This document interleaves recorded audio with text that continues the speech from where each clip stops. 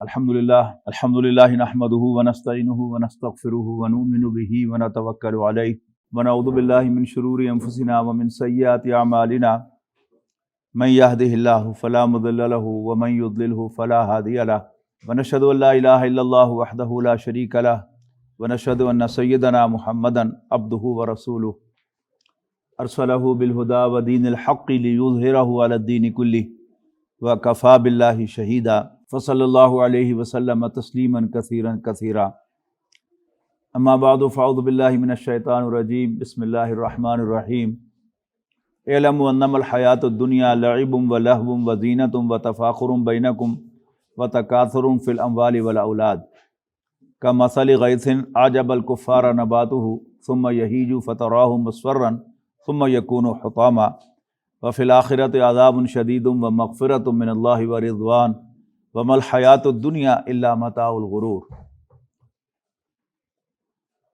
محترم faculty members اور عزیز طلباء و طالبات، آج میں نے آپ کے لیے بڑا دلچسپ موضوع منتخب کیا ہے، وہ ہے نوجوانوں کے مسائل، ایشوز آف دا یوتھ۔ سب سے پہلے تو ہم قرآن مجید کی روشنی میں یہ طے کرتے ہیں کہ ہم کس ایج گروپ کی بات کر رہے ہیں۔ قرآن مجید میں ہر موضوع ہے، ہر بات ہے، انسان سے متعلق کوئی ایسا مسئلہ نہیں ہے جو انسانوں کو ان جنرل پیش آتا ہو جو قرآن مجید میں زیر بحث نہ آیا ہو۔ یہ جو بات میں نے کہی ہے کہ انسانوں میں ان جنرل پیش آتا ہو اور قرآن مجید میں ڈسکس نہ ہو، قرآن مجید انسانوں کی رہنمائی کے لیے ہے، مسلمانوں کی رہنمائی کے لیے ہے، لیکن کسی مخصوص پروفیشن کے لوگوں کی رہنمائی کے لیے نہیں ہے۔ اس کی میں آپ کو مثال دیتا ہوں کہ منہ کی صفائی دو طرح کی ہے۔ ایک وہ صفائی ہے جو ہر انسان نے خود کرنی ہے، یہ ہمارے دین کا موضوع ہے۔ احادیث کی کتابوں میں آپ کو مسواک کا باب ملے گا، پورا ایک نہیں کئی باب ملیں گے۔ لیکن ایک صفائی وہ جو ڈینٹل سرجن کرتا ہے، ڈینٹسٹ کرتا ہے، اسکیلنگ جسے کہتے ہیں، اس کا احادیث میں کوئی ذکر بھی نہیں ہے، اس لیے کہ قرآن مجید ڈینٹل سرجن کی رہنمائی کے لیے نہیں آیا، انسانوں کی رہنمائی کے لیے آیا ہے اور مسلمانوں کی رہنمائی کے لیے آیا ہے۔ تو وہ تمام مسائل جو انسانوں کو ان جنرل درپیش ہوتے ہیں اور مسلمانوں کو بحیثیت مسلمان پیش آتے ہیں، وہ سب دین کا موضوع ہیں، قرآن و سنت کا موضوع ہیں، لیکن مخصوص پروفیشنز کے لیے یہ نہیں ہے۔ اسی طرح جنگ کے جو بنیادی اصول ہیں وہ آپ کو قرآن مجید میں ملیں گے، لیکن مخصوص جنگی ٹیکنیکس کا کوئی ذکر آپ کو نہیں ملے گا۔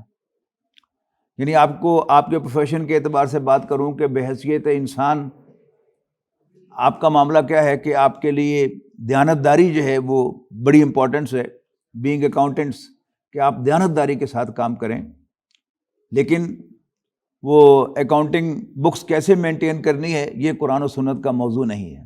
تو قرآن مجید میں سورۃ حدید میں ایک آیت آئی ہے، مجھے ملی ہے کہنا چاہیے، یعنی قرآن مجید ایسی کتاب نہیں ہے کہ جس کو آپ ایک دفعہ پڑھ لیں تو آپ سمجھیں کہ بس پڑھ لیا۔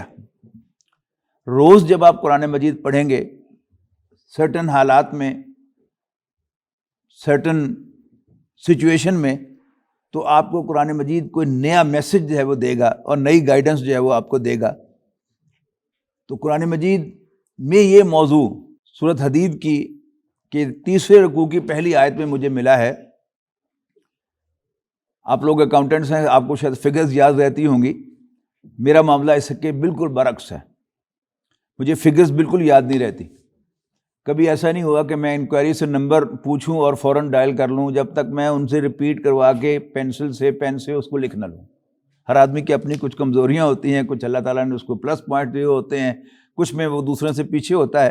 یہ اللہ تعالیٰ کی تقسیم ہے، اس پر ہمیں راضی رہنا چاہیے۔ سورہ حدید کی اس آیت میں فرمایا گیا اعلموا انما الحیاۃ الدنیا لعب ولہو وزینۃ وتفاخر بینکم وتکاثر فی الاموال والاولاد۔ جان لو، یاد رکھو کہ دنیاوی زندگی کھیل، تماشا، فن، انٹرٹینمنٹ اور پھر زینت، زیب و زینت، یعنی خوش نما لگنا اور اٹریکٹ ہونا، اٹریکٹ کرنا، یہ تیسری سٹیج ہے. اور چوتھی سٹیج ہے تفاخرم بینکم، اور تمہارا ایک دوسرے پر فخر کرنا. اور پھر پانچویں سٹیج ہے وتکاثر فی الاموال والاولاد، مال اور اولاد میں ایک دوسرے سے آگے بڑھنا. بہت سے فلاسفرز نے، ماہرین نفسیات نے انسان کی تصویر کشی کی کوشش کی ہے کہ انسان کیا ہے. فرائیڈ نے بھی انسان کی ایک تصویر کھینچی، مارکس نے بھی انسان کی ایک تصویر کھینچی. کسی نے کہا کہ یہ پیٹ کا بندہ ہے، کسی نے کہا کہ یہ سیکس کا بندہ ہے، کسی نے کہا کہ یہ شہرت کا بندہ ہے، وہ اس کی پرائمری ارج ہے کہ میں مشہور ہو جاؤں، میں اپریشیٹ کیا جاؤں. حالانکہ آپ غور کریں تو یہ سب چیزیں ہمارے اندر پائی جاتی ہیں، کسی میں کم، کسی میں زیادہ. کوئی واقعتاً اس کا غلام بن جاتا ہے، کوئی اس پر کسی درجے میں قابو پا لیتا ہے، کوئی بین چلتا ہے، لیکن یہ سب چیزیں جو ہیں وہ انسان میں پائی جاتی ہیں. شیکسپیئر نے بھی 7 سٹیجز آف مین بیان کی ہیں، لیکن وہ پروفیشنز کے اندر چلے گئے کہ پھر وہ جج بن جاتا ہے، اس کی توند نکل آتی ہے، یعنی وہ رشوت کھاتا ہے. ہر شخص تو جج نہیں ہوتا. قرآن مجید کا کمال یہ ہے کہ یہ 5 سٹیجز جو بیان کی گئی ہیں یہ ہر انسان میں پائی جاتی ہیں. یعنی اسپیشلی چونکہ ظاہر ہے میں ایک مرد ہوں تو میں نے اپنے پرسپیکٹو سے دیکھا تو میں نے بالکل ویسا ہی پایا اپنے آپ کو. اسی طرح قرآن مجید کی ایک آیت ہے سورۃ آل عمران میں، آیت نمبر 14، اس میں جو تصویر کھینچی گئی ہے مردوں کی وہ ایگزیکٹلی وہی ہے جس ترتیب کے ساتھ وہاں پر تذکرہ ہوا ہے. مثلا فرمایا لوگوں کے لیے، یعنی مراد وہاں پر مرد ہیں اس لیے کہ اس کے مقابلے میں عورتوں کا تذکرہ ہے، کہ مردوں کے لیے پرکشش بنائی گئی ہیں ان کی خواہشات کی محبتیں جو انہیں لاحق ہیں، من النساء، نمبر 1 عورتوں سے، والبنینا، نمبر 2 بیٹوں سے. اور یہ اتنی بڑی حقیقت ہے کہ مرد کی 99% موومنٹ وومن اورینٹیڈ ہوتی ہیں انوالنٹری، لیکن اس کی 95% موومنٹ جو ہے وہ سن اورینٹیڈ ہوتی ہیں. وہ صبح سے لے کر اگر قلم چلا رہا ہے تو بھی، کسی چلا رہا ہے تب بھی، کسی مشین پر کھڑا کام کر رہا ہے تب بھی، اس کے سامنے کیا ہوتا ہے؟ میری اولاد، میرے بچے، ان کا مستقبل، ان کی تعلیم، ان کے لیے گھر، ان کے لیے آرام، آسائش. یہ ہے اس کا مقصد کہ جس کے لیے وہ معاشی جدوجہد کرتا ہے. خود تو وہ رکھی سوکھی کھا ہی لیتا ہے. اور اس کے بعد کیا ہے؟ تیسرے نمبر پر ہے سونے چاندی کے ڈھیر. یہ بھی یعنی ہمارے ویک پوائنٹس میں سے ہے کہ ہم بینک بیلنس جو ہے وہ ذرا اچھا رکھنا چاہتے ہیں، دیکھنا چاہتے ہیں. اس کے بعد ہے والخیل المسومہ، نشان زدہ برانڈڈ گھوڑے. اور یہ بھی ہم سب کی کمزوری ہے کہ اگر میرے پاس ضرورت ہے 4 ویلر، میری ضرورت ہے تو گزارا تو میرا مہران پہ بھی ہو جاتا ہے، لیکن میرے 4 پیسے ہوں گے میرے پاس تو میں کلٹس لوں گا، پھر 4 پیسے ہوں گے تو کرولا لوں گا، پھر 4 پیسے اور ہوں گے تو میں ہونڈا سیوک لوں گا، اور پھر اور اللہ مجھے دے گا تو میں پھر لینڈ کروزر بھی لوں گا. بالکل یعنی ایسی کلیئر پکچر ہے یہ، اسی ترتیب کے ساتھ کہ سب سے زیادہ انسان کی موومنٹ عورت کے پیچھے، بیٹے کے پیچھے، مال دولت کے پیچھے، اور عمدہ سواری کے پیچھے، اور پھر آخری عمر میں جا کر والانعام والحرث، مویشی اور کھیتی. یعنی بڑے بڑے، یعنی جو زمیندار لوگ ہیں، دیہاتوں کے لوگ ہیں، کاشتکار ہیں، ان کو تو شروع سے یعنی ڈنگروں کے ساتھ اور پیلیوں کے ساتھ، زمینوں کے ساتھ دلچسپی ہوتی ہے. لیکن انڈسٹری، شہری لوگ، انڈسٹری بڑے بڑے کاروباری بھی، وہ بھی جب بوڑھے ہو جاتے ہیں تو وہ فارم ہاؤس بناتے ہیں اور اس میں یہ دونوں کام کرتے ہیں، مویشی بھی پالتے ہیں اور کھیتی باڑی بھی کرتے ہیں. تو یہ قرآن مجید میں اتنی زبردست تصویر ہے. یعنی میں اپنا تاثر آپ کو بتاتا ہوں کہ جب میں زمانے طالب علمی میں نے یہ آیت پڑھی تو میرے دل نے گواہی دی کہ یہ ہو نہ ہو میرے خالق ہی کا کلام ہے کہ جس نے مجھے بنایا ہے تبھی اس نے میری بہترین تصویر کھینچی ہے. He knows what he made, what he created. اس کے سارے ویک پوائنٹس اس کو پتہ ہیں، لہذا اس نے ان کو لسٹ کر دیا ہے اسی ترتیب کے ساتھ کہ جس ریشو کے ساتھ اللہ تعالیٰ نے ہم میں وہ خواہشات رکھی ہیں. تو یہاں جو 5 سٹیجز آئی ہیں سورہ حدید کی آیت مبارکہ میں، جو آج میں آپ سے ڈسکس کرنا چاہتا ہوں، اس میں سب سے پہلی سٹیج ہے کھیل. بچہ جو ہے وہ صرف کھیلتا ہے. بعض ماہرین نفسیات کا خیال ہے کہ بچے کے کھیل میں بھی کوئی نہ کوئی خاص بات ہوتی ہے، لیکن ابھی وہ پوری طور پر اس کو ثابت نہیں کر سکے کہ کیا ہوتی ہے، لیکن اصل میں وہ کھیل ہی ہوتی ہے. اس کے بعد دوسری سٹیج ہے، وہ ہے لہو. لہو کہتے ہیں غفلت کو، الہا کہتے ہیں غافل کرنے کو، الہاکم التکاثر، تمہیں غافل کر دیا مال کی کثرت نے، حتیٰ زرتم المقابر، یہاں تک کہ تم قبروں میں پہنچ گئے، قبروں کی زیارت کر لی تم نے جا کے۔ تو لہو کیا ہے؟ غفلت، یعنی وہ چیزیں کہ جو انسان کو حقائق سے غافل کرتی ہیں۔ وہ جو علامہ اقبال کا شعر ہے نا کہ یاد ماضی عذاب ہے یا رب، چھین لے مجھ سے حافظہ میرا۔ تو جب انسان پریشان ہوتا ہے تو وہ پریشانی اس کو ڈسٹرب کرتی ہے بار بار، اور پھر وہ کسی انٹرٹینمنٹ کی تلاش کرتا ہے، کوئی میوزک سنتا ہے اونچی آواز سے، کوئی مووی دیکھتا ہے، کوئی ڈرامہ دیکھتا ہے، یا کھیل کود میں مصروف ہو جاتا ہے تاکہ اسے وہ بات جو ہے وہ بھول جائے۔ اچھا، اب ان دونوں میں کیا فرق ہے؟ اس کو فرق سمجھیے کہ پی ٹی وی میں ایک سکیچ دکھایا کرتے تھے کہ دو لڑکے گلی میں کھیل رہے ہیں، وہ آپس میں لڑ پڑے، ایک نے دوسرے کا کرتا پھاڑ دیا اور مارا اس کو، وہ روتا ہوا گھر آیا، ماں نے پوچھا کیا ہوا ہے؟ انہوں نے کہا یہ فلانے نے مجھے مارا ہے۔ وہ ماں جو ہے اس کے گھر چلی گئی اور دونوں ماؤں نے لڑنا شروع کر دیا، اور پیچھے باپ بھی آ گئے اور انہوں نے آپس میں لڑنا شروع کر دیا۔ ان دا مین ٹائم دونوں بچے ایک ہی سائیکل پر بیٹھ کر بڑے ہنسی خوشی جو ہے وہ چلے جا رہے ہیں۔ یہ ہے لڑکپن، ٹپیکل لڑکپن، کہ منٹ میں لڑیں گے، اس کے بعد پھر دوبارہ ان کی دوستی ہو جائے گی۔ بھائیوں میں ایسا ہی ہوتا ہے، کزنوں میں گھر کے اندر ایسا ہی ہوتا ہے، کبھی لڑائی ہے، ابھی اس کے بعد پھر صلح ہو گئی۔ لیکن یہ کام جو ہے پھر جب آپ یعنی کالج میں آتے ہیں، یعنی لیٹ ٹین ایج میں آپ آتے ہیں، تو پھر یہ معاملہ نہیں ہوتا۔ یعنی کہاں کسی نے آپ کو مارا، کسی نے آپ کا کرتا پھاڑا، یہاں کیا ہے؟ کسی نے کچھ نہیں کہا، نہ مارا نہ کرتا پھاڑا، صرف ٹونٹ کیا، اور آپ دن بھر پریشان رہے، کالج میں جب تک رہے، آپ کا کسی لیکچر میں آپ کی اٹینشن نہیں ہوئی، ایک ہی بات سوچے جا رہے ہیں کہ اس نے مجھے یہ تانا کیوں دیا تھا، اس نے مجھے ٹونٹ کیوں کیا تھا۔ پھر گھر آئیں گے، گھر آ کر بھی آپ پریشان ہیں، سوچ رہے ہیں، پھر اونچی آواز میں میوزک لگا کے سنیں گے، شاید یہ بات مجھے بھول جائے، کوئی مووی لگائیں گے، کوئی ڈرامہ دیکھیں گے، نکل جائیں گے کہیں پر، کوئی یہ بھول جائے، لیکن بات بھولنے کا نام نہیں لیتی۔ یہ دوسری سٹیج ہے لہو کی سٹیج، کہ جس میں انسان اپنے آپ کو بھولنا یا بھلانا چاہتا ہے لیکن وہ بھولنے کا نام نہیں لیتا۔ تیسری سٹیج ہے، یعنی آپ لوگ جو ہیں ابھی اس سٹیج پر ہیں اور کچھ انٹر ہو رہے ہیں تیسری سٹیج کے اندر، وہ کیا ہے؟ وہ زینت کی سٹیج ہے۔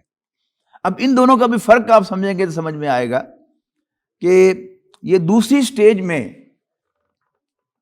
فن پرائمری اہمیت کا حامل ہوتا ہے، ڈریس بننا ٹھننا اس کی کوئی خاص حیثیت نہیں ہوتی۔ ایکسٹریم اس کی کیا ہے کہ جین میلی اور پھٹی ہوئی وہ پہن کے زیادہ مزہ آتا ہے، اور بکھرے ہوئے بالوں کے ساتھ کالج آنا اس کا اپنا ہی مزہ ہے نا۔ لیکن جو ہی آپ تیسری سٹیج میں داخل ہوں گے، آپ انشاءاللہ سی اے کر لیں گے اور آپ کی جاب ہوگی، اب وہی ہوں گے سیم پرسن، کہ آج اگر آپ کسی ہاسٹل میں رہتے ہیں، ظاہر ہے میں بھی ہاسٹل میں رہا ہوں، تو لڑکوں کا ہاسٹل میں لڑکیوں کا ہاسٹل کبھی گیا نہیں، وہاں کیا ہوتا ہے، لیکن بہرحال لڑکوں کا ہاسٹل تو مجھے یاد ہے کہ سو کے اٹھے نا رضائی یوں کر کے پھینکی ہے، وہ دن بھر ویسے ہی پڑی رہتی ہے، اور کپڑے جو ہے وہ اتار کر ایسے جاتے ہیں کہ پینٹ یا شلوار ایسے پڑی ہوگی نیچے پڑی ہوئی، یا اس میں سے آپ نکل کر اس میں سے چلے گئے ہیں، آپ نے وہ شلوار اتاری نہیں ہے۔ یہ کیا ہے؟ یہ یعنی اس ایج کا ایک خاص طریقہ ہے کہ جس میں سے وہ گزرتا ہے۔ یہی لڑکا جب پروفیشنل ہو جائے گا، جاب میں چلا جائے گا، اب وہ 3 پیس پہنے گا اور اس کو اپنے آپ کو نکلتے ہوئے 4 اینگل سے اپنے آپ کو دیکھے گا کہ میں ٹھیک لگ رہا ہوں کہ نہیں لگ رہا، اور صفائی گھر میں نہیں ہے تو نوکر کو بیوی کو ڈانٹ دے گا، یہ کیا کر کے اندر رکھا ہوا ہے، حالانکہ کل تک اس کے کمرے کی کیا حالت ہوتی تھی۔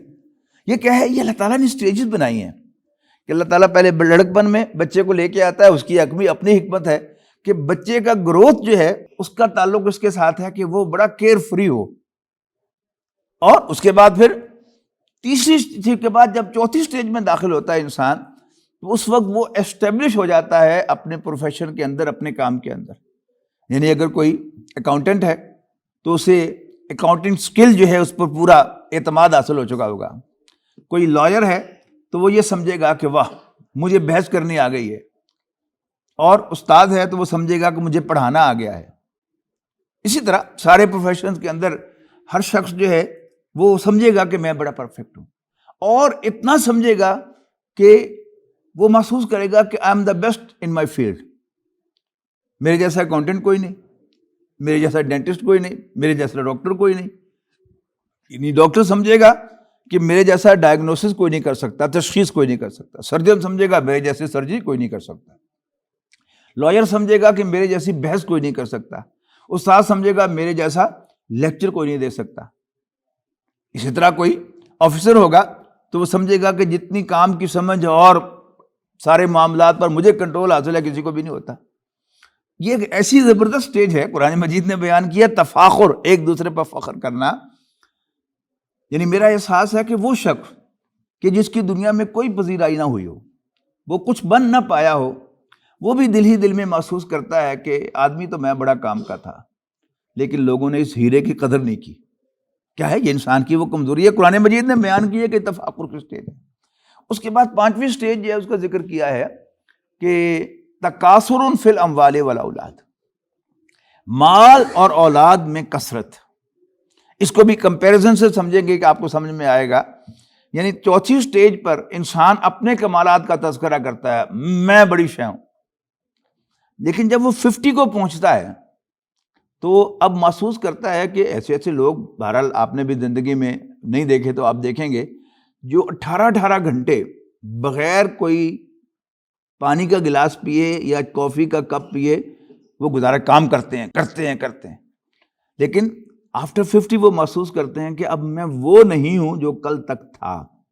اب 3-4 گھنٹے کام کرنے کے بعد مجھے محسوس ہوتا ہے کہ میں ایک کپ چائے پیوں یا ایک کپ کافی پیوں تب میں آگے بڑھ سکتا ہوں، ورنہ بس وہ میری بیٹری جو ہے وہ ختم ہو گئی۔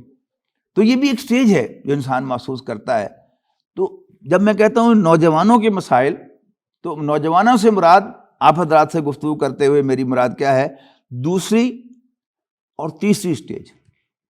اچھا، اب اس دوسری سٹیج میں آپ کے سامنے جو پرائمری گول ہے وہ کیا ہے؟ تعلیم حاصل کرنا اور ایک پروفیشنل آدمی بننا۔ اب لوگ سی اے کے طالب علم ہیں تو آپ کے پیش نظر کیا ہے کہ آپ پہلے جو کورس ورک ہے مکمل کریں، پھر آرٹیکل شپ جو ہے آپ نے اس کو پرسو کرنا ہے، اس کے بعد پھر امتحانات ہیں کہ جو ساتھ ساتھ آپ نے دینے ہیں، وہ آپ کے پیش نظر ہے۔ اور ساتھ ہی ساتھ یعنی آپ اگلی سٹیج بھی سوچیں گے، اس لیے کہ اس کے بعد آپ نے تیسری سٹیج میں داخل ہونا ہے، اور اس تیسری سٹیج میں اپنے جاب کے ساتھ ساتھ یا اپنے پروفیشن میں آگے بڑھنے کے ساتھ ساتھ آپ نے نئی زندگی کا آغاز کرنا ہے۔ وہ نئی زندگی کا آغاز کیا ہے؟ ظاہر ہے لڑکوں نے بھی کسی لڑکی کو تلاش کرنا ہے شادی کرنے کے لیے، اور لڑکیوں نے بھی یا ان کے والدین نے ان کے لیے کوئی میچ تلاش کرنا ہے۔ یہ آپ کی زندگی کا ایک بہت اہم مرحلہ ہے، اور اس کو بڑا سنجیدگی سے آپ کو لینا چاہیے۔ اسلام آباد میں شفا کالج آف میڈیسن میں میرا ایک خطاب تھا اسی نوعیت کا، تو وہاں ایک بچے نے وہ سوال لکھ کے بھیجا کہ can I propose a beautiful girl, تو میں نے بالکل فی البدیہہ جواب دیا فار ہوم۔ سمجھے کیا مطلب ہے اس کا؟ پھر جو سوال دہرا رہا ہوں، can I propose a beautiful girl, میں نے کہا فار ہوم، کیا مطلب اس کا؟ جی ہاں جی، یہ تو ترجمہ ہو گیا نا۔ مطلب کیا ہے اس کا؟ دوسروں کو دکھانے کے لیے کہ اب جو ہے ایک لڑکی ایک ہینڈسم مرد کی تلاش میں ہے شادی کرنے کے لیے، اور ایک لڑکا ایک خوبصورت لڑکی کی تلاش میں ہے شادی کرنے کے لیے۔ پتہ کیوں؟ فیس بک پر دکھانے کے لیے اپنے دوستوں کو کہ دیکھو میری بیوی کتنی خوبصورت ہے، اور بچیاں جو ہیں وہ فیس بک پر اپنی سہیلیوں کو جیلس کرنے کے لیے کہ دیکھو میرا خامند جو ہے وہ کتنا ہینڈسم ہے۔ اگر آپ کی بیوی مس بیہیو کرے گی تو آپ کیا، خواہ وہ حسینہ عالم کیوں نہ ہو، آپ اس کی شکل دیکھنا گوارا کریں گے؟ اسی طرح میں بچیوں سے پوچھ رہا ہوں، آپ کا شوہر جو ہے وہ پاکستان کا یا دنیا کا سب سے ہینڈسم آدمی ہو، لیکن بدتمیز بھی ہو، آپ کو ڈانٹے بھی، کوسے بھی، مارے بھی، آپ کو انسان بھی نہ سمجھے، تو کیا آپ اس کی شکل دیکھنا گوارا کریں گی؟ ہرگز نہیں۔ یہ ہے اصل میں اہم ترین فیصلہ کہ آپ اپنے لیے میچ تلاش کر رہے ہیں پوری زندگی گزارنے کے لیے. اور زندگی جو ہے اس میں ایک تو بہرحال اللہ تعالیٰ نے بنایا ہے، ایک جسمانی تعلق قائم ہوتا ہے میاں بیوی کے درمیان، وہ بھی بہت اہم ہے. لیکن آپ نے زندگی گزارنی ہے، آپ نے ایک رفیقہ حیات تلاش کرنی ہے، آپ نے ایک رفیق حیات تلاش کرنا ہے. You should be very particular about it کہ آپ کس کو تلاش کریں. یعنی اس میں اگر آپ کچھ نمبر رکھتے ہیں، یعنی ظاہری خوبصورتی کے بھی رکھ لیں، آئی ڈونٹ مائنڈ، لیکن ایک بات یاد رکھیں کہ اس کا بہت تھوڑا رول ہوگا شادی کرنے کے بعد. یعنی وہ فیس بک پر دکھانے کے لیے تو شاید اس کا بہت بڑا رول ہو، لیکن شادی کے بعد اس کا رول بہت کم ہوگا. آپ نے زندگی گزارنی ہے، آپ نے صبح و شام دن رات اس کے ساتھ جو ہے وہ رہنا ہے مل کے. تو اگر آپ کا جو میچ نہیں ہوگا اس کے ساتھ اخلاقی اعتبار سے، تو پھر آپ کی انڈرسٹینڈنگ نہیں ہوگی، تو پھر آپ بہت زیادہ جو ہے وہ پریشان ہوں گے ساری عمر. تو سب سے بہترین ہم کوشش کرتے ہیں نا کہ کوئی رشتہ آتا ہے، ہم کچھ تحقیق کرتے ہیں، اس کے ملنے والوں سے پتہ کرتے ہیں، اس کے جاب سے پتہ کرتے ہیں، اور اس کی تعلیم کا دیکھتے ہیں کہ کیا پروفائل ہے. ایک پروفائل جو ہے اس کے ملنے والوں سے، اس کے عزیز و اقارب سے ضرور پتہ کیا کریں کہ وہ اخلاق کی کیسی ہے اور وہ اخلاق کا کیسا ہے. ٹھیک ہے نا؟ آپ کے میں حیران ہوں کہ اس پر ہم لوگ تحقیق کرتے ہی نہیں ہیں. یعنی تعلیم کا بھی پتہ کر لیتے ہیں، مال کا بھی پتہ کر لیتے ہیں، اور خوبصورتی کا بھی پتہ کر لیتے ہیں، لیکن اخلاق کا پتہ ہی نہیں کرتے. یعنی جس میچ کے بارے میں، جس کو آپ میچ بنانے چلے ہیں، مرد یا عورت، اگر اس کی ریپیوٹ آپ کے علم میں آئے کہ وہ بڑی لڑاکی ہے یا بڑا لڑاکا ہے، فار گاڈ سیک اس کو کبھی پریفرنس دیتے. یعنی جو لڑکی اپنے بہن بھائیوں کے ساتھ، اپنے والدین کے ساتھ مس بہیو کرتی ہے، تو کیا آپ کے ساتھ بھی مس بہیو نہیں کرے گی؟ اینڈ وائس ورسا، کہ جو لڑکا اپنے دوستوں میں چڑچڑا مشہور ہے اور لڑاکا مشہور ہے، بدتمیز مشہور ہے، بد اخلاق مشہور ہے، تو کیا آپ کے ساتھ وہ اخلاق سے پیش آئے گا؟ ہرگز نہیں. تو یہ بڑا ایک اہم معاملہ ہے کہ جس کو آپ نے لے کر چلنا ہے کہ آپ نے شادی کرنی ہے، اور اس کے لیے جو ٹاپ پرائرٹی ہونی چاہیے وہ اخلاق کی ہونی چاہیے. نبی اکرم صلی اللہ علیہ وسلم نے فرمایا کہ انما تنکح المرأۃ بثلاث، ایک حدیث میں ثلاث کا ذکر ہے، ایک میں 4 کا ذکر ہے. بحسبها وجمالها ودینها، اس کا حسب نسب، جمال اور دین. تو پھر آپ نے فرمایا کہ تم دین کو پریفرنس دو. اب دین ایک بڑی وسیع اصطلاح ہے، یعنی دین کا ایک حصہ نماز، روزہ، حج، زکوٰۃ ہے، لیکن دین ہی کا حصہ اچھا اخلاق بھی ہے، والدین کا ادب و احترام بھی ہے. اس کا بھی ذکر قرآن مجید میں ہے نا. کوئی ایک شخص کہ جو اپنے والدین کے ساتھ مس بہیو کرتا ہے، وہ دیندار نہیں ہے، خواہ وہ 5 وقت کا نمازی اور تہجد گزاری کیوں نہ ہو. اینڈ وائس ورسا، کہ ایک لڑکی جو ہے وہ بڑی دیندار ہے، نمازی ہے، اور دین کا خیال بھی رکھتی ہے، پردہ بھی کرتی ہے، لیکن آپ مجھ سے یہ باتیں ایکسپیکٹ نہیں کر رہے ہوں گے، لیکن میں کر رہا ہوں آپ کے میری فائدے کے لیے، کہ میں اگر آتا ہوں آپ کو یہاں پر کچھ بتانے کے لیے، تو اگر میں آپ کو کام کی باتیں نہ بتاؤں، ادھر ادھر کی بتا کے چلا جاؤں، تو پھر میں حق ادا نہیں کر رہا. تو میں حق ادا کرنا چاہتا ہوں کہ دین کے کچھ نمبر ہوں گے، نماز، روزہ، حج، زکوٰۃ کے بھی کچھ نمبر ہیں، اور اس کے ساتھ اخلاق، کردار، اس کے بھی نمبر ہیں. تو ایک بچی جو تہجد گزار ہے لیکن اس کا اخلاق اچھا نہیں ہے، تو آپ اس کے ساتھ ساری عمر پریشانی رہیں گے. لہذا آپ اس کی خوبصورتی کو بھی دیکھیں، آئی ڈونٹ مائنڈ، آپ اس کے حسب نسب کو بھی دیکھیں، کوئی حرج نہیں، لیکن اس کے دین اور دین کے سارے پہلوؤں کو دیکھیں. دین کا ایک پہلو جو ہے وہ نماز، روزہ، حج، زکوٰۃ ہے، تو دین ہی کا دوسرا پہلو جو ہے وہ اخلاق ہے، کردار ہے. یعنی ایک آدمی جو ہے وہ آپ کو کالج میں، کلاس میں معلوم ہوتا ہے کہ وہ چیٹ کرتا ہے، تو وہ آپ کو بھی چیٹ کرے گا. ٹھیک ہے نا؟ تو اس بات کو ذہن میں رکھیں کہ سچ بولنا، چیٹنگ نہ کرنا، آنیسٹلی ایکٹ کرنا، اچھے اخلاق سے پیش آنا، اساتذہ کا ادب کرنا، ٹھیک ہے نا، چھوٹے بڑے کا احترام کرنا، سلام کرنا.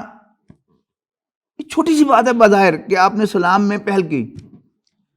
آپ کا جو کلاس فیلو آپ کو سلام میں پہل کرتا ہوا نظر آتا ہے وہ بااخلاق ہے، اور وہ آپ کو بھی انشاءاللہ، میں بچیوں سے کہہ رہا ہوں، وہ گھر میں آئے گا تو آپ کو بھی سلام کرے گا، اور اگر وہ بدتمیز ہے تو وہ گالیاں دیتا وہ گھر میں آئے گا.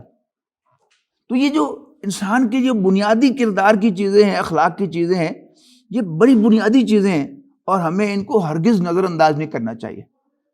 تو تعلیم کے اعتبار سے، یعنی اس سٹیج پر آپ کے سامنے کیا ہے؟ تعلیم ہے. اور ایک بات جو میں نے لاسٹ ٹائم شاید آپ کو بتائی تھی یا اس سے پہلے بتائی تھی کہ پروفیشن کے اعتبار سے ایک تو پچھلی دفعہ ذکر ہوتا تھا، سیاست کے بارے میں بھی ہمیں سود بوجھ ہونی چاہیے، اور اسی طرح اپنے آپ پر لازم نہ کر لیں کہ آپ نے نوکری کرنی ہے، بلکہ کوشش کریں. آپ نے تعلیم حاصل کر لی، اپنا کام کریں. آزادی جیسی کوئی نعمت نہیں ہے. اپنا کام کریں گے تو شروع میں آپ کو ہوگا کہ تھوڑی سی مالی اعتبار سے تنگی بھی آئے گی. ٹیکس ٹائم کے جب آپ کا کاروبار جو ہے وہ ٹیک آف کرتا ہے. وہ پرانے جو مشہور ہیں باتیں، وہ بڑوں کی باتیں، بڑی پتے کی باتیں ہیں کہ پہلا سال چٹی، دوسرا سال ہٹی، پھر تیسرا سال کھٹی. یعنی جب آپ کاروبار سٹارٹ کریں گے تو پہلے تو ایک سال آپ کو اپنے پلے سے ڈالنا پڑے گا، پھر دوسرے سال میں آپ بریک ایون پر آئیں گے، یہ ہٹی ہو گئی، اور پھر کھٹی کہتے ہیں آمدنی کو، اور پھر تیسرے سال سے آپ کی آمدنی شروع ہوگی. یعنی ایک دم جو ہے وہ آپ آسمان پر نہیں پہنچ جائیں گے، آہستہ آہستہ یہ کام جو ہے وہ آگے بڑھے گا. لیکن اگر آپ کچھ اس کو ارد گرد دیکھیں، اپنے پروفیشن کے لوگوں ہی کو دیکھیں کہ وہ لوگ کہ جو جاب میں چلے گئے وہ ساری عمر نوکری رہے. ٹھیک ہے، آفٹر سی اے آپ کو اچھی جاب آفر ہوگی اور آپ کے کولیگز جو ہیں وہ 10-10 لاکھ تنخواہیں بھی لے رہے ہوں گے. کب؟ جب آپ ذرا کافی سینئر ہو جائیں گے. لیکن وہ لوگ کہ جو آپ کے سے میٹرک کے کلاس فیلو تھے، انہیں سی اے وی اے نہیں کیا اور انہوں نے ینگ ایج سے اپنا کاروبار شروع کیا بہت چھوٹے لیول پر، تو وہ بہت زیادہ جو ہے وہ آپ کے ان دوستوں سے، کلاس فیلو سے یا سینئر سے جنہوں نے، یعنی اکاؤنٹنگ میں ہائیسٹ ڈگری جو ہے وہ سی اے ہی ہے، سی اے کر لیا، لیکن وہ اتنے ویل آف نہیں ہوں گے جتنے وہ اپنا کاروبار کرنے والے لوگ ویل آف ہوں گے. تو یہ بھی ایک ایشو آف دا یوتھ ہے نا، کہ پہلے آپ نے پڑھائی مکمل کرنی ہے، پھر آپ نے شادی کرنی ہے، اس کے بعد آپ نے پھر اپنی پریکٹیکل لائف میں آنا ہے. اس پریکٹیکل لائف میں آپ نے جو چیز پرسو کر رہے ہیں وہ کیا ہے کہ آپ چارٹرڈ اکاؤنٹنٹ بنیں گے اور پھر اس کے بعد پھر آپ جاب کریں گے. میرے خیال میں آپ سب لوگوں کے دلوں میں یہی ہوگا کہ جاب کرنی ہے.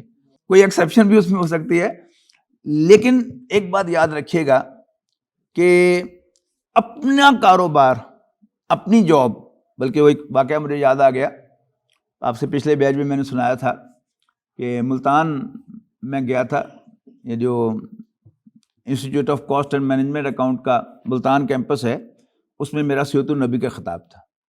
تو جو صاحب مجھے لے کر گئے گاڑی میں، تو انہوں نے راستے مجھے یہ واقعہ سنایا کہ ایک نوجوان گریجویٹ تھا، نوکری نہیں تھی اس کے پاس، تو کہیں گورنمنٹ سیکٹر میں جاب نکلی تو اس نے بھی اپلائی کر دیا. اب چونکہ وہ گریجویٹ تھا تو ظاہر ہے گورنمنٹ سیکٹر کی مجبوری تھی کہ جی گریجویٹ کو چھوڑ کر وہ کسی دوسرے کو جاب نہیں دے سکتے تھے، تو مجبوراً انہوں نے اس کو جاب آفر کی. اس سے کہا کہ بھئی بایو ڈیٹا دو اپنا، تو سارا بایو ڈیٹا، تو آخر میں تھا ای میل ایڈریس. تو اس نے کہا کہ جی میرا ای میل ایڈریس تو نہیں ہے. انہوں نے کہا کہ بہانے سے اس کو آؤٹ کرنا تھا. انہوں نے کہا اب تو ساری کرسپونڈنس ای میل سے ہونی ہے، لہٰذا آپ کو جاب نہیں دی جا سکتی. وہ مایوس ہو کر وہاں سے گھر چلا.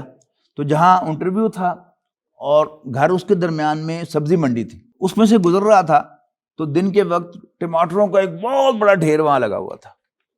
اس نے ایسے ہی چلتے چلتے پوچھ لیا کہ یہ ٹماٹر کی پائے؟ انہوں نے کہا کہ یہ 12 روپے کلو تھوک میں. اس نے کہا مارکیٹ میں تک 80 روپے کلو ہے. اس نے جیب میں ہاتھ ڈالا تو 100-150 روپیہ اس کی جیب میں تھا. تو اس نے وہ ٹماٹر خریدے اور ایک بورا بھر کر سر پہ رکھ کے وہ گھر لے آیا اور گھروں کے دروازے کھٹکھٹا کر اس نے کہا کہ جی میں منڈی سے بڑے سستے ٹماٹر لے کے آیا ہوں 50 روپے کلو، تو آپ نے لینے ہیں تو لے لیں۔ لوگ بڑے خوش ہوئے کہ وہ مارکیٹ میں تو 80 روپے کلو ہے، تو کسی نے کلو ہی لیے، کسی نے 2 کلو لیے، یعنی 15-20 منٹ میں سارا سودا بک گیا۔ اس نے سوچا کہ میں خامخواہ نوکری کے پیچھے پڑا ہوں، یہ تو بڑا پروفیٹیبل بزنس ہے۔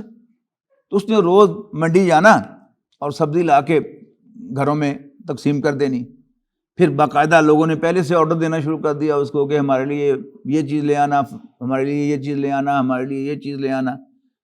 پھر اللہ نے برکت دی تو اس نے اسی کمیونٹی میں ایک دکان کرائے پہ لے لی۔ اللہ تعالیٰ نے برکت دی تو 5 سال کے بعد اس نے وہ دکان خرید لی۔ اب اللہ تعالیٰ نے مہربانی کی تو 15 سال کے بعد اس نے اس دکان کو گرا کر اس جگہ پر 3 منزلہ عمارت کھڑی کر لی۔ انشورنس والے آ گئے کہ اس کو آگ لگ سکتی ہے، انہوں نے کہا پھر میں کروں کیا کروں، کوئی اس میں سے گر سکتا ہے، پھر میں کیا کروں؟ انہوں نے کہا جی انشورنس کرا دیں۔ اس نے وہ کیا ہوتی ہے بتایا، انہوں نے انشورنس کہ یہ انشورنس ہوتی ہے۔ انہوں نے کہا ہاں جی کر دیں۔ انہوں نے بھی سارا بایو ڈیٹا لیا، آخر میں اس کا بھی تھا ای میل ایڈریس۔ تو اس نے کہا کہ بھائی میرا اگر ای میل ایڈریس ہوتا نا تو پھر یہ پلازا نہیں بن سکتا تھا۔ تو اس میں آپ سوچیں کہ اگر آپ یعنی نوکری کرتے ہیں، تعلیم حاصل کرنے میں کوئی حرج نہیں ہے، آپ یعنی تعلیم حاصل کریں، CA مکمل کریں، انٹر تک بے شک کر کے آپ کو بیسس جو ہیں وہ آ جائیں گے بزنس کے، اور پھر اپنا کوئی کام شروع کریں۔ بس صرف ایک اسٹگما جو ہے وہ آپ کو اتارنا ہوگا کہ اگر آپ سبزی کا ہی کام کر رہے ہیں یا کوئی اور کام کر رہے ہیں تو آپ کو آپ کا گاہک تو کہہ کر بلائے گا، بس اس بےزتی کو برداشت کر لیں۔ جبکہ آپ اگر کلرک بھی لگے ہیں، اکاؤنٹس کلرک بھی لگے ہیں، تو کوئی بھی جو آئے گا وہ آپ کو صاحب کہہ کے بلائے گا۔ بس یہ اسٹگما اتار دیں تو انشاءاللہ you will be well off, ٹھیک ہے نا۔ وہ لوگ کہ جو تعلیم کے پیچھے لگے رہتے ہیں وہ ایکسیپشنز ہوں گی، ان جنرل وہ بوڑھے ہو جاتے ہیں تو ان کی شادی ہوتی ہے۔ مطلب فرسٹ اٹیمپٹ میں کتنے لوگ ہیں جو CA کرتے ہیں؟ اور اگر آپ نے یہ طے کر لیا ہے کہ جی میں نے CA کر کے اسٹیبلش ہو کے پھر شادی کرنی ہے، تو پھر آپ کی شادی کو 35 سال بھی ہو سکتے ہیں کہ 35 سال کی عمر میں جا کے آپ شادی کریں۔ لیکن اگر آپ اس کے مقابلے میں اپنا کوئی کام شروع کریں گے تو انشاءاللہ بہت جلدی آپ اس قابل ہوں گے، آپ گھر بسائیں اور پوری زندگی کو آپ انجوائے کریں۔ فائنینشلی بھی آپ دوسروں سے پیچھے نہیں ہوں گے بلکہ آگے ہی ہوں گے، اور ویسے بھی پوری زندگی کی اس ساری جو ٹرین ہے اس میں آپ بہت آگے ہوں گے باقی لوگوں کے مقابلے میں۔ تو یہ بھی ایک بڑی سمجھنے کی چیز ہے۔ دوسری ایک اہم چیز یہ ہے کہ قرآن مجید جو ہے، یاد رکھیے گا، یہ عاقل اور بالغ شخص سے خطاب کرتا ہے، بچوں سے خطاب نہیں کرتا۔ عاقل اور بالغ شخص سے خطاب کرتا ہے، بچوں سے خطاب نہیں کرتا۔ اس میں جو والدین کے حقوق کا قرآن مجید میں بار بار ذکر ہے، یعنی 5 مقامات تو آپ کو ایسے ملیں گے یا بلکہ 6 کہ جن میں اللہ تعالیٰ نے والدین کے حقوق کا تذکرہ اپنے حق بندگی کے فوراً بعد کیا ہے۔ سورہ بقرہ میں، سورہ نساء میں، سورۃ الانعام میں، اور سورۃ بنی اسرائیل میں، وقضیٰ ربک، ایک ہی آیت میں، وقضیٰ ربک الا تعبدوا الا ایہ وبالوالدین احسانا، تیرے رب نے فیصلہ فرمایا ہے کہ تم اس کے سوا کسی اور کی بندگی نہ کرو اور والدین کے ساتھ حسن سلوک کرو۔ اما یبلغن عندک الکبر احدہما او کلاہما فلا تقل لہما اف ولا تنہرہما وقل لہما قولا کریما۔ یہ بچوں سے خطاب نہیں ہو رہا، بالغ مردوں سے خطاب ہو رہا ہے کہ اللہ کے ساتھ کسی اور کی بندگی نہ کرو اور والدین کے ساتھ حسن سلوک کرو۔ آپ شاید پریشان ہوئے کہ مردوں کے ساتھ خطاب میں نے کیوں کہا ہے۔ یاد رکھیے گا، عورت نے والدین کا گھر چھوڑ کر اپنے شوہر کے گھر چلا جانا ہے، تو یہ سب ذمہ داری اپنے والدین کی ٹیک کیئر کی، یہ بیٹوں کی ذمہ داری ہے، بیٹیوں کی ذمہ داری نہیں ہے۔ باقی اللہ تعالیٰ نے ایک نظام بنایا ہے کہ اس گھر کی بیٹی دوسرے گھر کو جا کر آباد کرے گی اور اپنے شوہر کے بہاف پر اپنے پیرنٹس ان لاء کی خدمت کرے گی، اور جو اس گھر میں خاتون آئے گی وہ اپنے شوہر کے بہاف پر اپنے پیرنٹس ان لاء کی خدمت کرے گی۔ جب یہ الٹ کر دیتے ہیں ہم کہ بیٹیاں جو ہیں وہ ٹیک کیئر کر رہی ہیں، تو وہ اپنے شوہر کو شوہروں کا اکیلا چھوڑ کر اپنے والدین کی خدمت کے لیے آتی ہیں، اور ادھر کی بیٹیاں جو ہیں وہ اپنے گھر کو شوہر کو اکیلا چھوڑ کر خدمت جاتی ہیں۔ یاد رکھنے کی چیز ہے بچیوں کے لیے میں کہہ رہا ہوں، مرد جو ہے اس کی اللہ تعالیٰ نے پہلی کمزوری کیا بیان کی ہے؟ عورت۔ جب بھی کوئی عورت اس کے کلوز کانٹیکٹ میں فار اے لانگر پیریڈ رہے گی تو مرد جو ہے اس کی طرف ہاتھ بڑھائے گا، اس سے السلام علیکم لے گا۔ اس کو آپ نوٹ کر لیں، اس کو ایکسیپشن اس میں نہیں ہے کوئی۔ تو اگر کوئی آپ نوکرانی جو ہے وہ رکھ کے آتی ہیں وہاں پر اپنے شوہر کے پاس، تو نوکرانی کے ساتھ اس کا کوئی افیئر جو ہے وہ چلے گا۔ اس کو آپ یوں سمجھیے کہ یہ پتھر پر لکیر والی بات ہے کہ مرد کی سب سے بڑی کمزوری جو ہے وہ ہے کہ جب بھی کوئی عورت اس کے کلوزر کانٹیکٹ میں فار اے لانگر پیریڈ رہے گی تو اس کو اس پر دل آئے گا۔ وہ ایک لنڈن میں فنچلے موس میں میں کچھ عرصہ امام رہا، تو وہاں پر درس قرآن دیا میں نے سورۃ مومنون کی ابتدائی آیات کا، تو وہاں میں نے تذکرہ کیا کہ یہی اسی بات کا کہ مرد کی کمزوریوں میں سب سے بڑی کمزوری جو ہے وہ عورت ہے، اور جب بھی کوئی عورت اس سے کلوز کانٹیکٹ میں رہے گی تو مرد کا اس پر دل آئے گا۔ میں نے واضح بھی کر دیا، خواہ وہ نوکرانی ہو، خواہ وہ بیوی کی بہن ہو، خواہ وہ آپ کی اپنی کزن ہو، بیوی کی کزن ہو، دوست کی بیٹی ہو، دوست کی بیوی ہو۔ تو وہاں پردے میں ایک نو مسلمہ خاتون ہانگ کانگ کی، وہ بھی تھی، اس کا شوہر بنگالی تھا، وہ میرا دوست تھا، وہ تقریباً روز آ کر شام کو میرے پاس آ کے بیٹھتا تھا، مغرب اور عشاء کے درمیان ہم گپ شپ لگاتے تھے، چائے پیتے تھے۔ تو اس دن وہ مسکراتا ہوا اندر داخل ہوا کمرے میں، تو مجھے کہتا ہے my wife was very furious, she asked me when Sulaiman was born and my sister was here, did you have any persuasion for her? مسکرا کے مجھے کہتے ہیں I had to lie to her. یہ مرد کی کمزوری ہے، یہ خواتین کو سمجھنی چاہیے۔ اور اللہ تعالیٰ نے جو آئلی نظام دیا ہے ہمیں، خاندانی نظام دیا ہے، اس میں ہمیں دونوں کو اللہ تعالیٰ نے رہنمائی دی ہے، اللہ اور اس کے رسول نے صلی اللہ علیہ وسلم۔ نبی اکرم صلی اللہ علیہ وسلم ایک مرتبہ عید کی نماز پڑھا کر واپس جا رہے تھے، تو عورتوں کے انکلوجر کے پاس سے گزر ہوا، تو آپ نے فرمایا یا معاشر النساء، عورتوں تصدقنا، صدقہ دیا کرو، میں تمہیں جہنم میں جلتا ہوا دیکھ رہا ہوں۔ عورتوں نے حیران ہو کر پوچھا کہ اللہ کے رسول وہ کیوں؟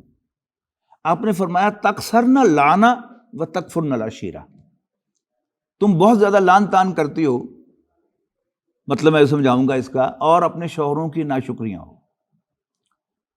قرآن مجید میں سورہ تغابن کے اندر فرمایا گیا کہ یا ایھا الذین آمنوا ان من ازواجکم و اولادکم عدوا لکم فاحذروہم، ایمان والو تمہاری بیویوں اور تمہاری اولاد میں سے کچھ تمہارے دشمن ہیں، فاحذروہم، ان سے ہوشیار رہو۔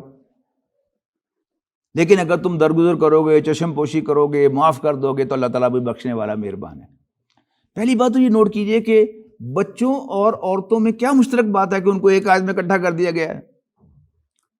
آپ بچے کو بہترین کھلائیں، بہترین پلائیں، بہترین رہائش پرووائڈ کریں، دنیا جہان کی سیر کرائیں، اچھا ٹیوٹر رکھ کے دیں، اور مہنگے سے مہنگا کھلونا لا کر دیں۔ کوئی بچے سے پوچھے گا یار تیرے ماں باپ تو تیرا بڑا خیال رکھتے، اتنی لمبی لسٹ دے دے گا میرے لیے کیا کیا انہوں نے۔ ایگزیکٹلی سیم ہے، اللہ تعالیٰ نے عورت کی بھی یہ کمزوری رکھی ہے، وہ ایک خاص وجہ سے ہے، وقت ملا تو بیان کروں گا، ورنہ پھر کبھی بات ہوگی کہ عورت کی بھی یہی کمزوری ہے۔ آپ نے 25 سال 30 سال تک گزارے اس کو کھلایا پلایا، اس کا دوا دارو کیا، وہ ہسپتال میں داخل ہوئی تو آپ نے جاب پہ بھی صبح جانا ہے، دکان پہ بھی جانا ہے، لیکن آپ نے راتیں بھی اس کے ساتھ ہاسپٹل میں گزاری، لیکن کسی بات پر وہ آپ سے ناراض ہو جائے تو کچھ بعید نہیں، بلکہ ضرور کہے گی وہ، آپ ذہنی طور پہ تیار رہیں کہ میں نے 25 سال تیرے گھر میں کوئی سکھ نہیں دیکھا، یا یہی بات دوسرے لفظوں میں ہی جو یہاں بیٹھی ہوں، اور کوئی عورت ہوتی تو کب سے جا چکی ہوتی۔ یہ کیا ہے؟ ناشکری ہے۔ اسی طرح بچہ بگڑ جائے اور زبان کھول لے تو he can say any thing, ایسے ہی اگر عورت بگڑ جائے تو گھنٹوں بول سکتی ہے۔ نبی کریم صلی اللہ علیہ وسلم نے کہا دیا تکثرن لانا و تکفرن العشیرہ، اس کا سولوشن کیا ہے؟ مرد کو حکم ہے کہ تم درگزر کرو، چشم پوشی کرو، معاف کر دو، یہ تینوں ایک ہی قسم کے الفاظ ہیں۔ عفو کیا ہے؟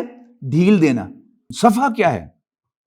چشم پوشی، ٹرن اے بلائنڈ آئی، جیسے دیکھا ہی نہیں، اور معاف کر دینا۔ جب مرد کو یہ معلوم ہوگا کہ اللہ نے اس کی نیچر یہ بنائی ہے، اور وہ ذہناً تیار ہوگا اس سے ناشکری سننے کے لیے بھی، اور باقی جب وہ بد زبانی کرے تو اس کا تو بڑا آسان حل ہے کہ وہاں سے نکل جائیں. آپ وہاں ٹھہریں گے تو پھر آپ کا بھی پارا ہائی ہوگا اور پھر لڑائی ہوگی.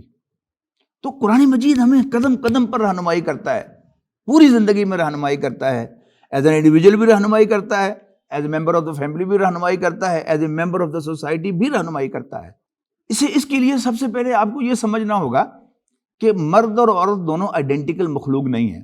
اگر آپ نے بایولوجی تھوڑی بہت پڑھی ہے، آپ نے کروموسومز کے بارے میں پڑھا ہوگا کہ یہ کیا ہے، یہ سافٹ ویئر ہیں انسان کے سیل کے. جیسے ہارڈ ویئر ہے نا، لیپ ٹاپ ہے، ڈیسک ٹاپ ہے، آپ کا یہ اینڈرائڈ فون ہے، یہ سب ہارڈ ویئر ہیں. لیکن اس کی ایل سی ڈی آپ کو وہی دکھائے گی جو سافٹ ویئر اس کے اندر لوڈ ہوا ہے. تو اصل تو سافٹ ویئر ہے. تو چونکہ ہر سیل جو ہے اس میں ایک ایک کروموسوم کا فرق ہے، تو man and woman have to behave differently. اس بات کو پلے باندھ لیں، کام آئے گی آپ کو. اور کہاں کا فرق ہوگا وہ آپ کو قرآن مجید یا اللہ کے رسول بتائیں گے صلی اللہ علیہ وسلم.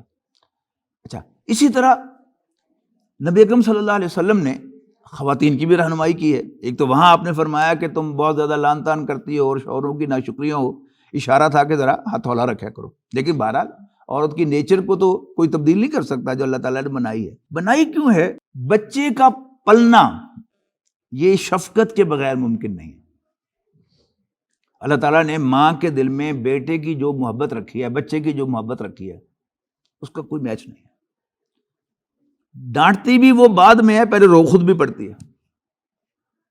مارتی بعد میں ہے، پہلے اس کو ساتھ اپنے لگا کے خود بھی رو رہی ہے اور مار بھی رہی ہے. یہ ماں ہے.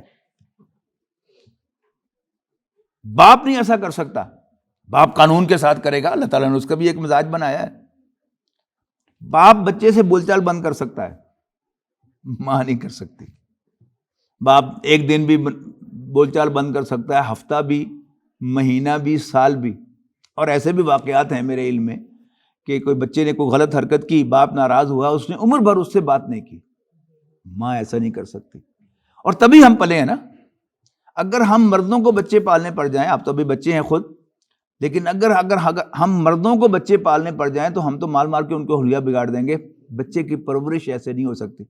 اچھا، اب یہی چیز جو ہے وہ ماں کے دل میں جو بچے کی ممتا ہے، محبت ہے، یہی پھر نیگیٹو ہو جاتی ہے.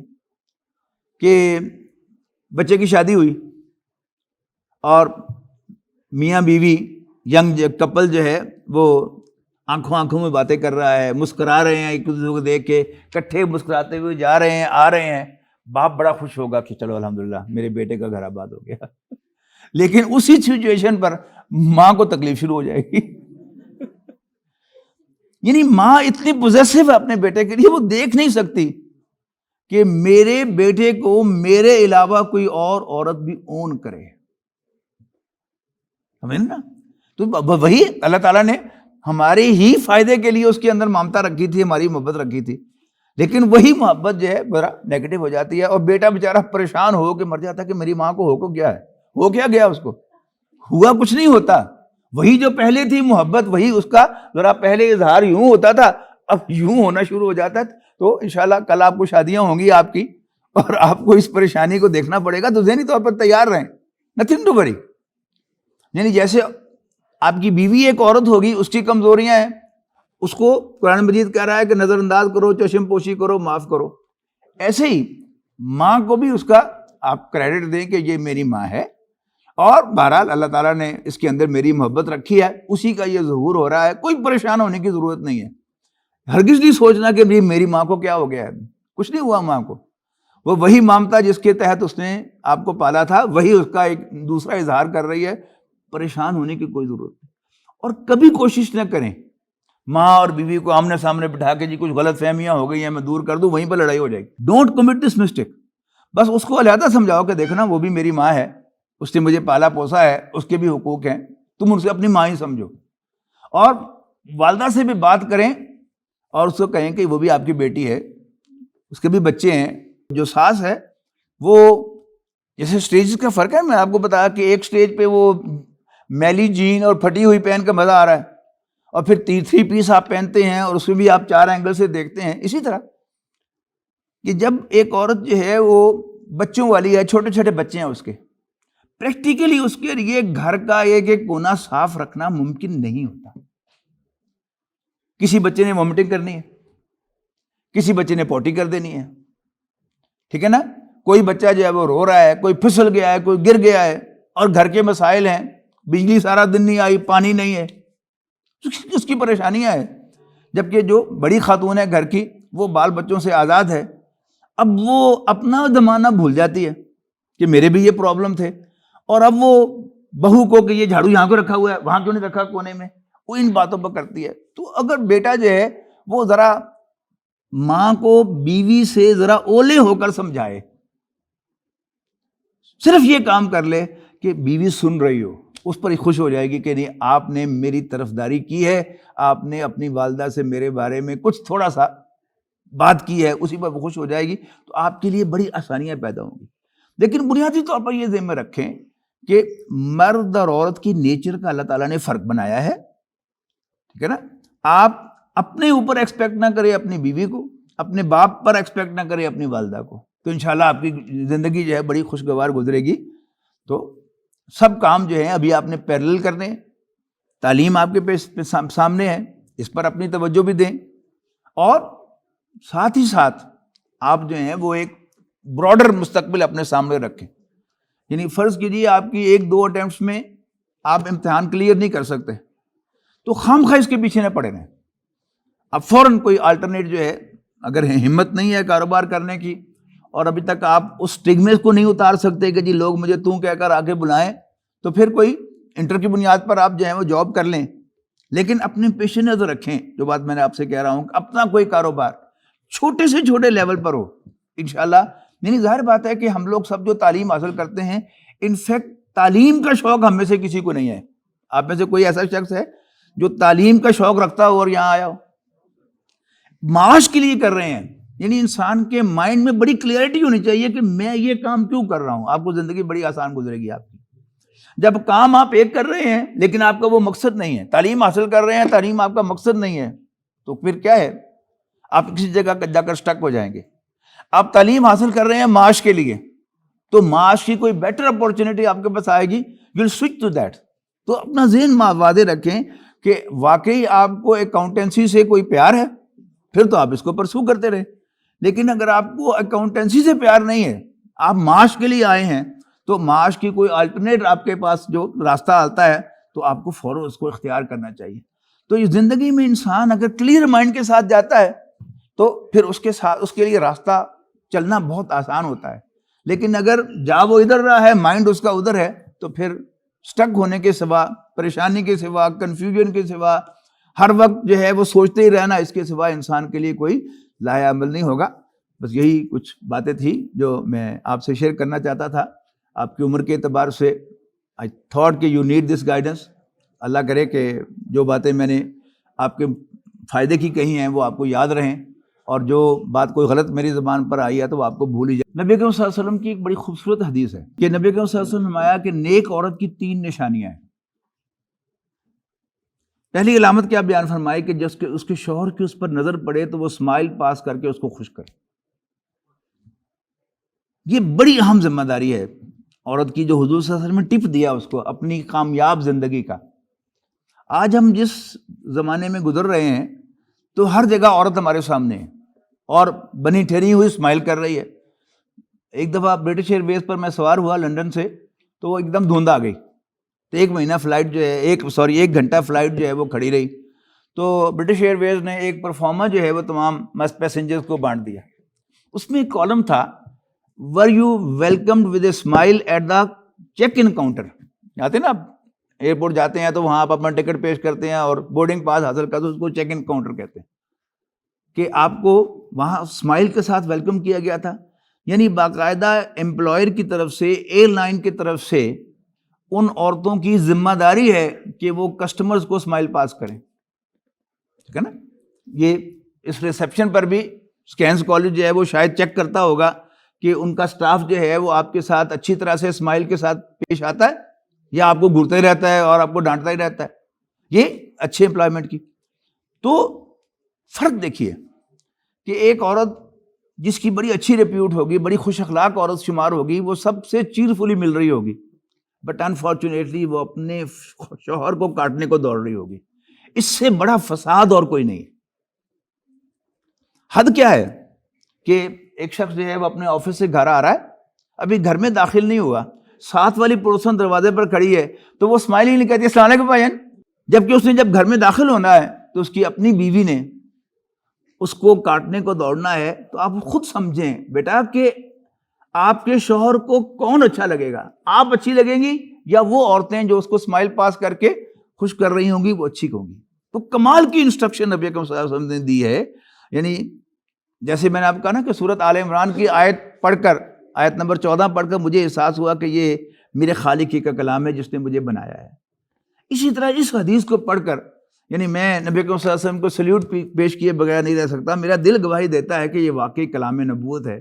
عام آدمی اتنی گہری بات نہیں کر سکتا جو نبی اکرم صلی اللہ علیہ وسلم نے کی ہے کہ جب اس کے شوہر کی اس پر نظر پڑے تو اسمائل پاس کر کے اس کو خوش کرے، جب اس کو کوئی حکم دے تو اس کا کہنا مانے، جب اس کے پاس موجود نہ ہو تو اس کی امانت کی حفاظت کرے. سب سے بڑی امانت تو وہ ہے کہ جو نبی اکرم صلی اللہ علیہ وسلم نے آخری خطبے میں فرمائی کہ عورتوں کے ساتھ اچھا سلوک کرنے کا آپ نے تلقین فرمائی، اور فرمایا کہ تمہاری عورتوں پر ایک ہی حق ہے کہ وہ تمہارے بستر کے پاس کسی اور مرد کو نہ جانے دیں. اور نہ صرف یہ، وہ تو سب سے بڑی امانت ہے، شوہر کا راز بھی امانت ہے. اور کتنی امپورٹنس ہے اس کی، قرآن مجید میں پوری ایک سورت ہے اس پر، 28ویں پارے کی آخری سورت، سورت تحریم، کہ نبی اکرم صلی اللہ علیہ وسلم نے کوئی راز کی بات اپنی ایک بیوی کو بتائی اور انہوں نے دوسری کو بتا دی. تو نبی اکرم صلی اللہ علیہ وسلم نے تو بس ایک پاسنگ بائی اشارہ کیا، لیکن اللہ تعالیٰ نے اس کا بڑا سخت نوٹس لیا. ان تتوبا الی اللہ فقد صغت قلوبکما وان تظاہرا علیہ فإن اللہ مولاہ وجبریل. یہ ساری کی ساری یہ اتنی امپورٹنس ہے. تو اگر عورت ان 3 ذمہ داریوں کو ادا کرے، اپنے شوہر کو ہمیشہ اسمائل پاس کر کے ویلکم کرے، تو اس کے شوہر کو ہمیشہ وہی اچھی لگے گی. اس لیے کہ ساری انویسٹمنٹ تو وہ اس پر کر رہا ہے. لیکن اگر وہ مس بیہیو کرے گی، جس کا میں نے پہلے ذکر کیا ہے، تو پھر نو میٹر کتنی خوبصورت ہو وہ اس کو اچھی نہیں لگے گی. تو اس میں اگر بچیاں ہماری جو ہیں وہ اس کا خیال رکھیں تو انشاءاللہ، اور بیٹے جو ہیں وہ اس کا خیال رکھیں تو انشاءاللہ آپ لوگوں کے گھر جنت کا نقشہ پیش کریں گے. آخر دعوانا الحمدللہ رب العالمین، الحمدللہ رب العالمین والعاقبۃ للمتقین والصلاۃ والسلام علی رسول الکریم.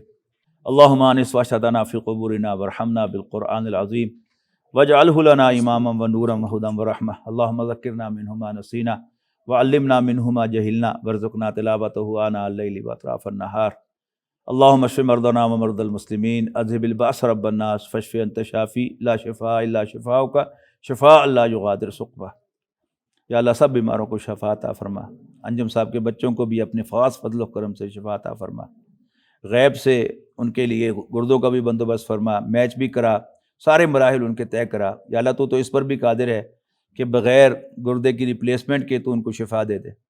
ربنا تقبل منا انک انت السمیع العلیم وتب علینا انک انت التواب الرحیم. وصلی اللہ تعالی علی رسولہ خیر خلق محمد وآلہ وصحبہ اجمعین برحمتک یا اللہ